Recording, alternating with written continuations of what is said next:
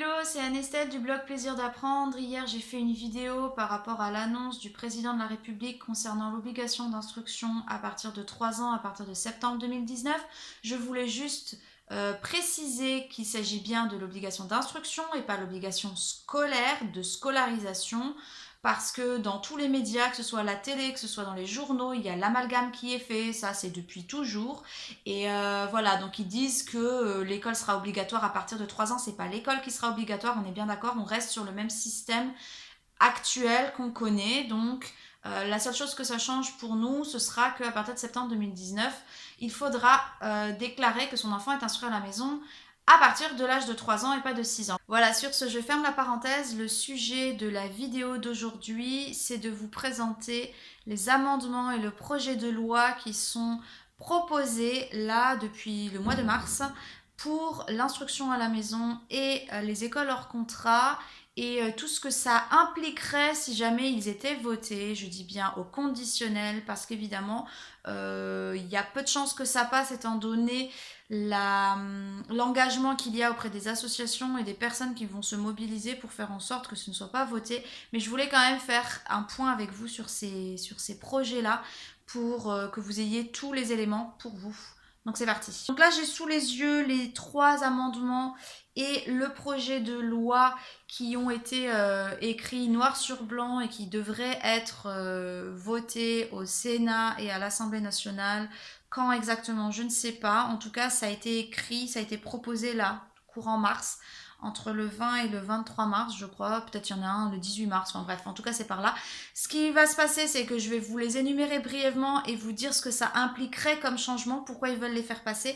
Et puis je vous mets les liens dans la description de cette vidéo pour que vous puissiez aller les lire directement, vous en faire votre propre idée, tout en sachant que j'en parlerai s'il y a du nouveau et tout ce qui va se passer dans les prochaines semaines, les prochains mois. Mais vous avez aussi les associations, les sites des associations, les pages Facebook, des groupes Facebook concernant l'instruction à la maison qui en parlent et qui relayent ces informations. L'objectif, c'est vraiment pas de créer une angoisse générale et de commencer à se monter le bourrichon pour pour crier au scandale.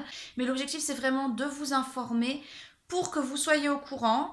Voilà, donc le projet de loi, il y a un projet de loi, je rappelle, un projet de loi, il doit être voté à la fois par le Sénat et par l'Assemblée nationale. Donc le projet de loi, il concerne les écoles hors contrat avec des restrictions par rapport au fait qu'il y a beaucoup d'écoles hors contrat qui se créent et ils veulent encore limiter ça. Moi, je suis pas la spécialiste des écoles hors contrat, c'est vraiment pas du tout mon domaine. Je vous mets quand même le lien dans la description parce que c'est important d'être au courant.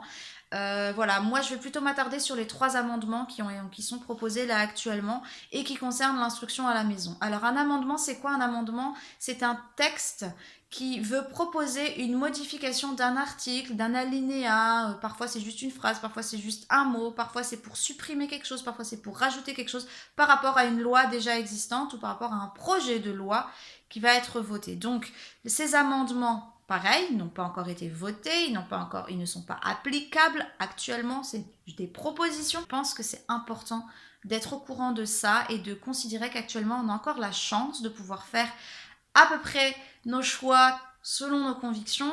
Ça peut évoluer, donc on fait le point.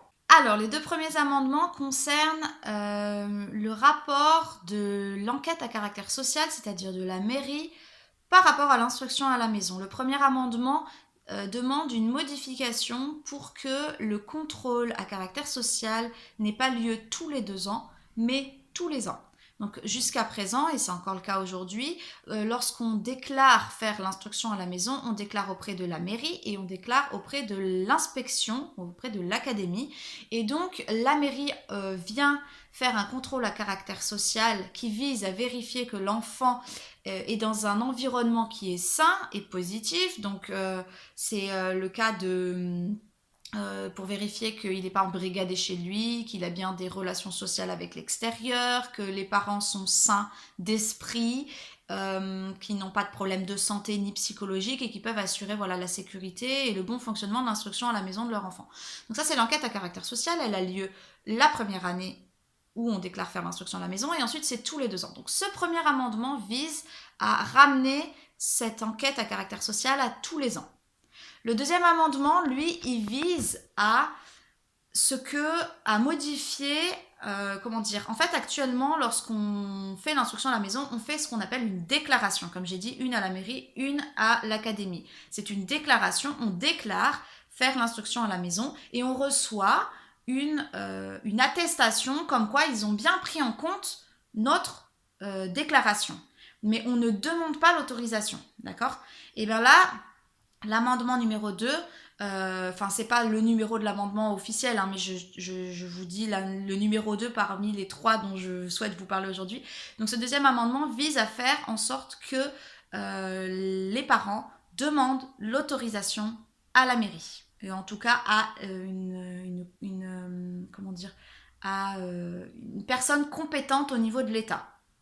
Donc ça, c'est l'amendement, le deuxième amendement. Et le troisième amendement, lui, il vise à ce que les parents demandent l'autorisation à l'inspection académique. L'objectif est clair, vous pourrez lire dans les projets d'amendement, en fait, vous avez en bas un sommaire, enfin des explicatifs, où ils expliquent pourquoi ceci, pourquoi ils font cette demande-là, et ils expliquent voilà, qu'il y a de plus en plus d'enfants qui sont instruits à la maison et pas pour des raisons qu'ils appelleraient légitimes, c'est-à-dire pas parce que l'enfant a des problèmes de santé ou parce que il fait, je sais pas moi, des sports-études ou parce que les parents ont un cas de figure particulier, donc ça ne reste plus de l'exception, ça devient un choix à proprement parler, et ça leur pose problème parce que pour eux, ça va à l'encontre de ce qu'ils appellent l'obligation scolaire.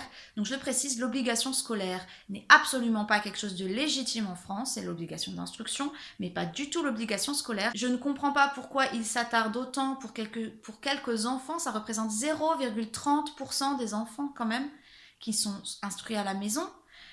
Pourquoi ils s'attardent sur ces milliers d'enfants-là alors qu'il y a des millions d'enfants qui sont en échec scolaire dans leur système et qui refusent de prendre exemple sur d'autres systèmes qui ont fait leurs preuves, comme en Scandinavie par exemple, où la réussite dans les apprentissages est autant importante, enfin aussi importante que la réussite, enfin que l'épanouissement de l'enfant, et où il n'y a pas d'opposition entre les deux. Donc on a des enfants qui apprennent bien et des enfants qui sont heureux, qui sont bien dans leur peau, bien dans leur vie, mais voilà, on refuse de prendre modèle sur eux et de changer drastiquement notre système d'instruction nationale. Je fais exprès de parler d'instruction nationale et pas d'éducation nationale. Donc, comme je disais, l'objectif, c'est pas de se monter le bourrichon, c'est pas de commencer à paniquer. Pour l'instant, rien n'est changé. C'est des projets. Il y en a eu d'autres les années précédentes. Il y en aura sûrement encore d'autres. Voilà, je vais pas aller plus loin. Je vous tiendrai informé s'il y a du nouveau par rapport à ça. En attendant, restez bien connectés sur les pages Facebook, les groupes Facebook, des associations, les groupes Facebook d'instruction à la maison. En général, ce genre d'infos circule très rapidement et comme ça, vous serez bien informés. Voilà, sur ce, je vous laisse ici. Je vous dis à très vite pour la suite.